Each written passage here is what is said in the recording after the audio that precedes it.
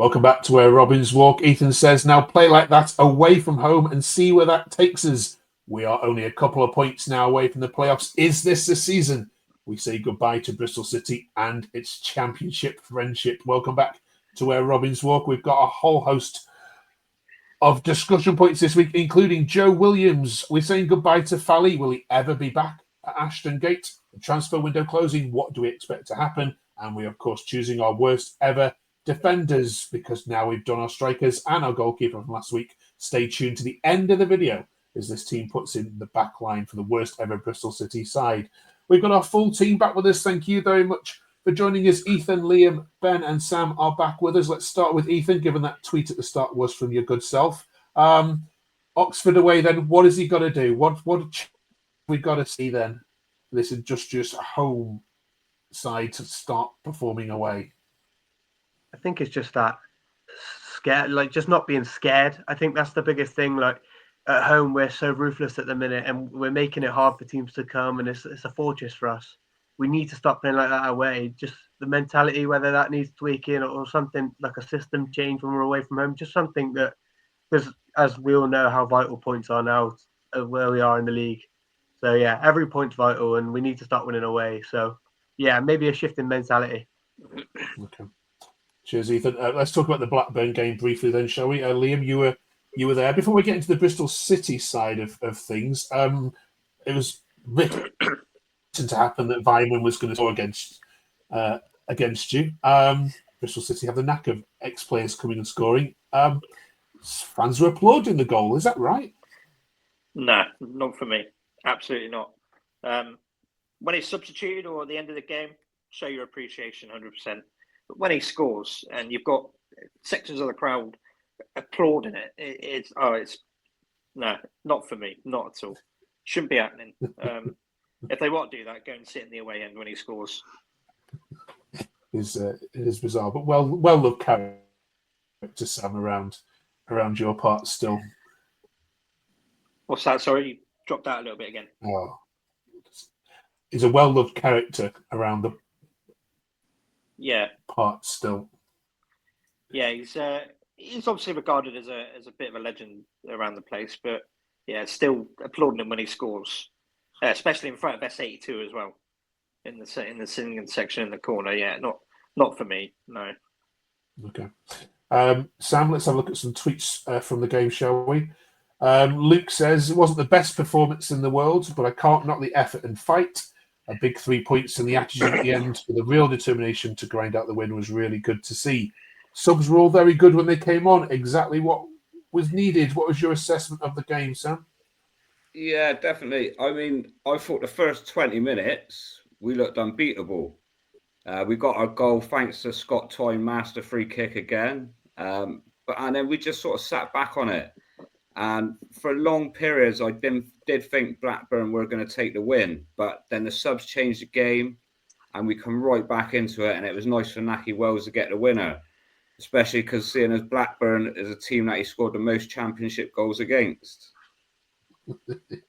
Always. Let's talk about that Twine free kick, shall we, Ben? There it is. Now, people have said, he's getting to be like Beckham-esque, and it's almost like having a penalty, as Jack says there on the left-hand side. But for this one, does Ainsley Pears in goal there need to take some of the blame for this goal rather than this being a stunning free kick? I think partly. I think it was still a really good strike and still great accuracy from Twine, but I mean the keeper's in a bit of a strange position there. He's very far over onto his left-hand side, and it kind of trickled into the bottom corner a bit, like he got a hand to it. So he maybe could have done better, but I mean, take nothing away from Scott Twine because, I mean, he's probably the best free kick taker in England, in the whole of English football now. And yeah, I mean, it's a little bit like a penalty. He had one just after, which just hit the wall, which I think everyone's getting a bit excited. He might score another one at, but yeah, I mean, he's just a wonderful, wonderful free kick taker. If you look at his stats over the last 4.5 years, he scored the most free kick goals than anybody in world football. More than Ward-Prowse as well. So we'll take that. All right then. He got the man of the match award, Ethan, but should he have done? Because there were lots of people saying on Twitter, actually, the one player that massively impacted that game was Joe Williams. And John says it was only really once Williams was brought on that we really came into it. Do you agree? Yeah, for me, Twine probably had one of his better games this season. I think sometimes he can go missing in games and he can have a moan and he sort of gets his head down. But no, I think he was good. I think on the ball he was really good, and off it as well. So yeah, no, Twine was brilliant. But when Williams came on, Williams, he's had a few critics in the last few weeks, months, or whatever. But yeah, no, he was so calm. He was so composed. He knew exactly what was needed of him. He just brought a new energy into the game. And yeah, ultimately, I think that completely won it for us. Liam, you've been a critic of Williams in recent months. Was this a game performance which means he should start at Oxford?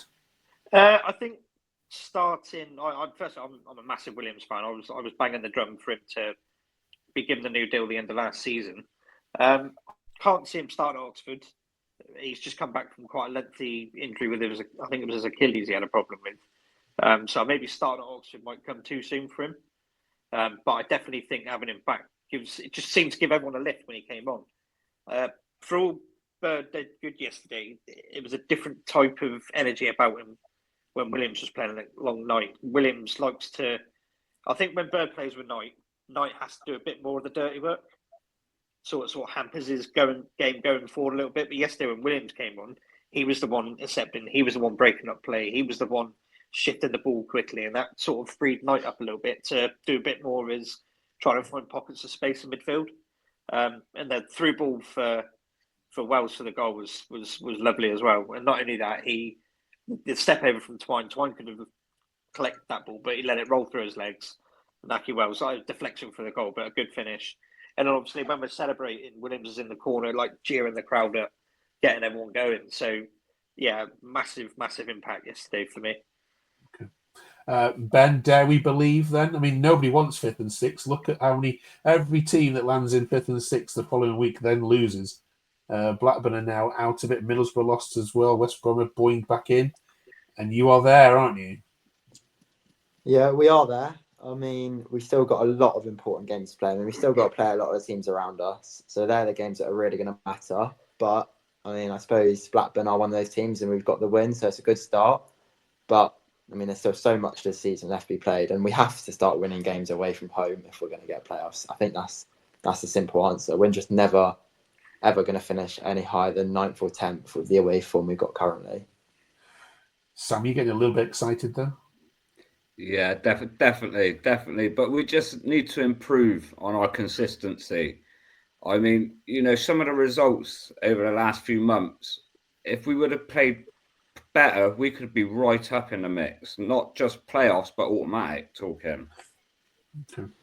Liam Manning's not going to have an easy week, and certainly is definitely not going to have an easy Saturday afternoon because, of course, he's going back to Oxford. They're ready with their plastic snakes, Ethan, to jeer the hell out of him. Do you think that has any impact on how he sets up or the team itself?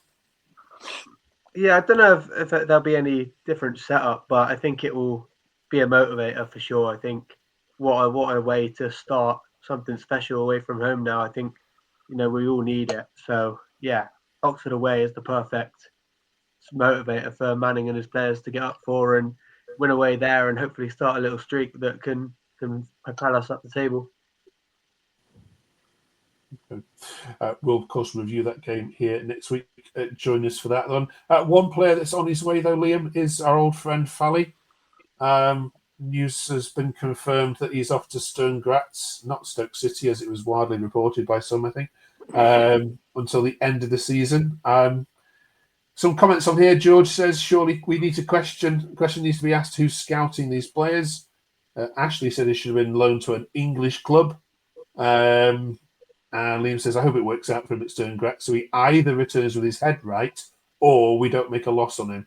He's clearly a player in there somewhere, but I don't think he fits our style of play, which is something for whoever brought him to the club to reflect upon. Let's reflect upon it now then, shall we, Liam? Are there questions to be asked here? Yes and no. When you got to look at when he was brought in, we were playing a 4 at the back, a bit more front foot. We had more attacking threat on the pitch, weirdly. But since we've gone to change the system to play 3, he just hasn't fit. So maybe he was signed in the system that we were playing, and obviously he's not suited to how we're playing currently. But that being said, it still doesn't mean he doesn't put the effort in. There's many games I've seen him come on and he might just play with 10 men. But I don't. My personal opinion, I don't know about everyone else, but I think we've seen him in the last of a City shirt. I can't see him coming back in the summer and being a City player come next season. I think we will look to offload him. Sam, do you agree? Do you think that's the last you've seen of him? Yeah, I do personally. I mean, I'm a bit gutted really because when he was on the pitch, we didn't really play to his strengths.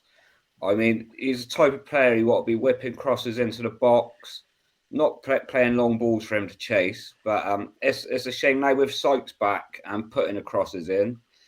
I would have liked to seen him start, but it's history now, isn't it? Ben, what about this thing about him should have gone to an English club and that the fact he's gone abroad? It looks like you're probably going to have to make a big loss on him and move him on. Do you think he should have gone to like a Stoke City or a Derby County, as were the rumours? I think it's a fair point for him that going to an English club would be better for his development. I think if he really has a future with us, then he needs to get used to the physicality of the league, which probably won't be the same in Austria. It's probably not going to be as physical. It's a very different style of play. However, then again, the counter is you don't want to sell him to a rival, especially a championship rival. Whether or not he'll start for a team like Stoke or Derby, I'm not too sure. But I think overall, he'll find going to Austria a lot easier and we'll probably see him play well there. But whether or not he's the right fit for any team in the championship, I'm not too sure. Okay. All right. Thank you very much, all of you, for that. Then still to come, these lot are going to pick their worst ever defensive line. Stay tuned for that. Before we get there, though, the big event, of course, of this week, before we get to Oxford, is the transfer window slamming shut. Let's have a look at your business, shall we? So far, it won't take us very long. The Bristol City FC supporters, as a massive one to keep us in the playoff mix, will see how serious the club is come Friday. Well, there we are. There's 6 clubs that have not brought anybody in this window. Ethan, explain to us neutrals why you are one of them. Well, because I'd argue there's very little ambition. And yeah, especially with Miulu going now, I'd be very, very surprised if that finishes with 0 in the incomings. I think now that we've shifted Miulu on, still don't think Cornick's at the level we need. So I'd definitely be looking to bring in somebody. My personal favourite shout is Jayden Danns on loan for Liverpool. Just throwing a name into the hat. But yeah, no, something needs to change there if we're serious about getting up to the playoffs. Okay. Liam, what do you expect to happen by the close of Friday? Not a lot, really. Part of me thinks that we've let Fali go. We've got a plan in place. I'm going to throw another name into the mix. I think I picked him up the other week when we said our ideal transfers. I'd like to try and go and get Kone from Wickham. Scoring goals in League One, why not take a chance? They took a chance on, like said, Fali, no disrespect to him, hasn't particularly worked. Wickham took a chance on Kone. I think he only signed there in the summer from non-league, and he's taken to it like a duck to water. So maybe going up another level for him might do him good. That's the one I'd be looking at if we were going to do anything. But I think the club spent majority of their budget in the summer, and there's no room for anything now unless a lone player is brought in, like Ethan said, like the likes of Jayden Danns. But yeah. I can't honestly see anything else happening. Sam, do you agree that there's probably little money there for permanent signings? I do believe there isn't the money there. I'd love to see, as Liam said, go out and sign Kone from Wickham. We were chatting about it last night, and he would be a perfect fit for us at the moment. And as Ethan said, Jayden Danns, but I don't like lone players can never fall in love with a lone player, can you? You look at the teams like around us now. Middlesbrough just splashing out to sign Whittaker from Plymouth. You know, that's the Cheaper kind than of what we got ambition. Armstrong and Miulu for as well. Eh? Cheaper than we got the front two that we got in the summer for as well. Yeah, and like that's the kind of ambition what we want to see from our owners. They know what they need. Let's spend the cash. The flip side of Whittaker, though, he's not an out-and-out centre forward. He plays off the right-hand side, doesn't he? So it's one of those. All right, then. Ben, anything to add? I think it's a situation we might not have the money in the club at the moment. I think we spent a lot of it in the summer, which hasn't worked. I think it's difficult to say at the moment. I think next week we'll know, obviously, whether or not we have got money in the club. Whether or not a striker is what we're after right now, I'm not too sure. But I think we do need to sign 1-2 real good players to really cement our push for the rest of the season. Okay. Bill, thank you very much, Ben. Wasn't a bit too quick there. Moving on then to the last topic of our chat this week. If you've not seen this before, in the last 2 episodes, we've been putting together our worst ever Bristol City side. Each of the 4 member team here, I'm going to suggest one defender, which they've watched over the last 20 years of Championship football, which we're going to put in our back far. It's made up of Nikita Haken in goal. And last week, we put Bas Savage and Dioni in up front. So then, gentlemen, who goes in your back line? Now, we won't worry too much about left back, right back, centre backs. We'll just pick a flat back 4, if that's okay, of any description. Who wants to kick this off? Sam, kick this off first this week. Yeah, I've been stuck thinking because I've got a few names like what I've watched over the years. My main one, he come in with such big hype, but was always injured, was Sean Dyche, going back a few years. Jason Cundy was another one, and Danny Simpson. Yeah. I would go with Sean Dyche. Okay, we'll put you Sean Dyche in the worst ever Bristol City defence. Ben?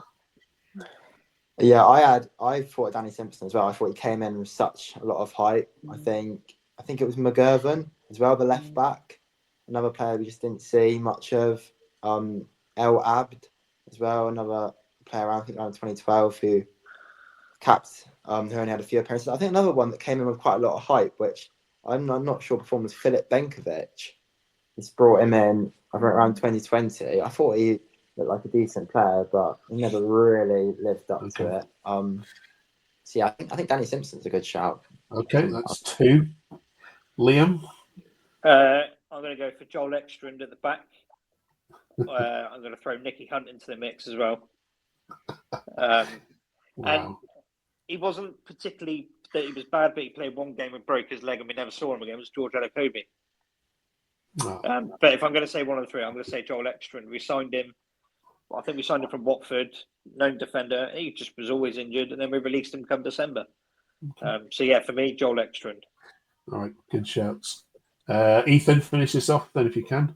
I had Danny Simpson straight there, but I'll throw Joe Lowe in. He played 45 minutes for us. He had a dismal first half. I know he was only young. It was home to Lincoln, and he got subbed off at halftime and never played for us again. So it's a bit harsh, but I've got nothing else. All right, okay. Thanks so much for that, fellas. Of course, let us know in the comments below who we've missed. Next week then is the completion of it. January all finished, and we will put it together our midfielders. We do need a manager as well, so join us for that. We're of course reviewing Oxford next week as well, and we're picking our January player of the month next week. So busy one for us. Join us for that. Don't forget to subscribe if you haven't done so already. 20 minutes of Bristol City chat every single week with these 4. Enjoy your trip to Oxford. Anyone heading down there? Sam, are you doing this one? Yeah, we're off again. Okay, how far is that for you? Is it not far, is it? No, an hour and a half? Just over an hour. Yeah. Okay. All right. Enjoy your trip then. Should be a good one. Good luck, Liam. Get some sleep. Manning, that is, not this one. That's what I would have done. And we'll see you next week. Cheers.